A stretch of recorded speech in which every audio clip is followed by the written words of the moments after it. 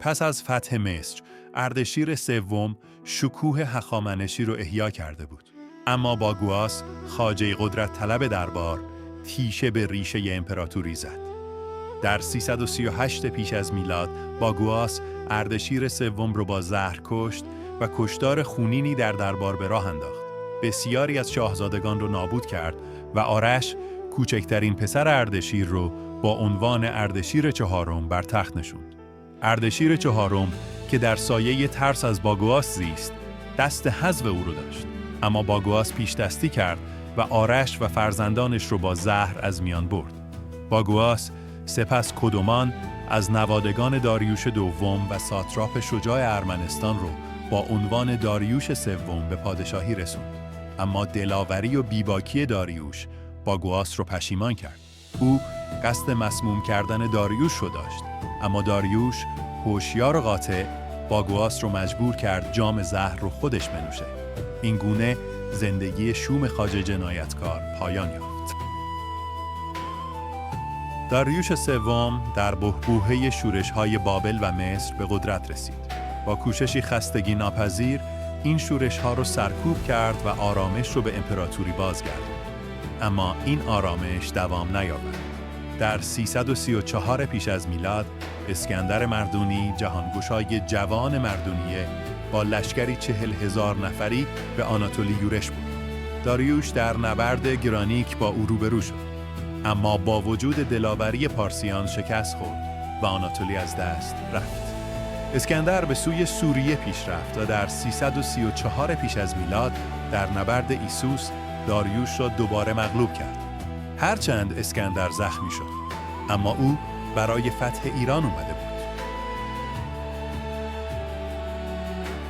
نبرد سرنوشت ساز در 331 پیش از میلاد در گوگمل نزدیک اربیل امروزی رخ داد.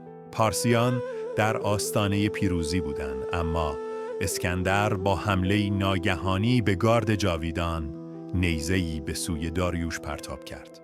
شایعه مرگ داریوش در لشکر پخش شد. نظم پارسیان فرو پاشید و جنگی که می توانست برده شود باختند. داریوش به شرق ایران گریخت تا لشکری جدید گرد آورد.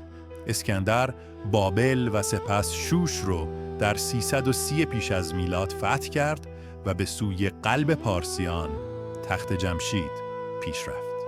اما در گردنه‌های کوهستانی پارس، آریوبرزن، سردار دلیر هخامنشی، شجاعانه در انتظار اسکندر بود.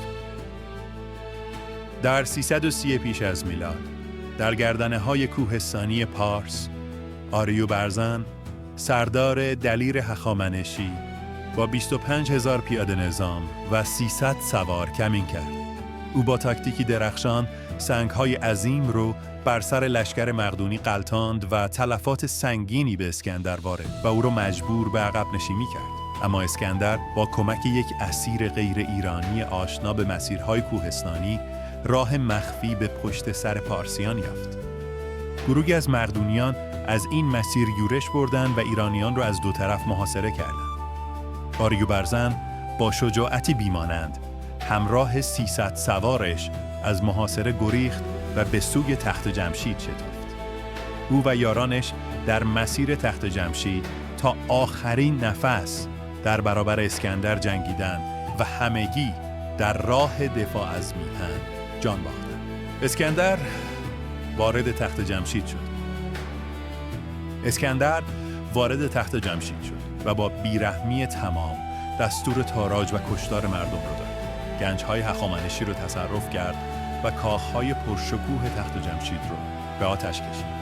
داریوش سوم به باختر رفت و از بسوس ساتراپ اونجا کمک خواست. اما بسوس که صدای پادشاهی داشت در 330 پیش از میلاد داریوش سوم رو به قتل رسوند و خودش رو اردشیر چهارم خوند. با مرگ داریوش سوم در 330 پیش از میلاد امپراتوری هخامنشی که 2 قرن جهان رو در اختیار خودش داشت فرو پاشید.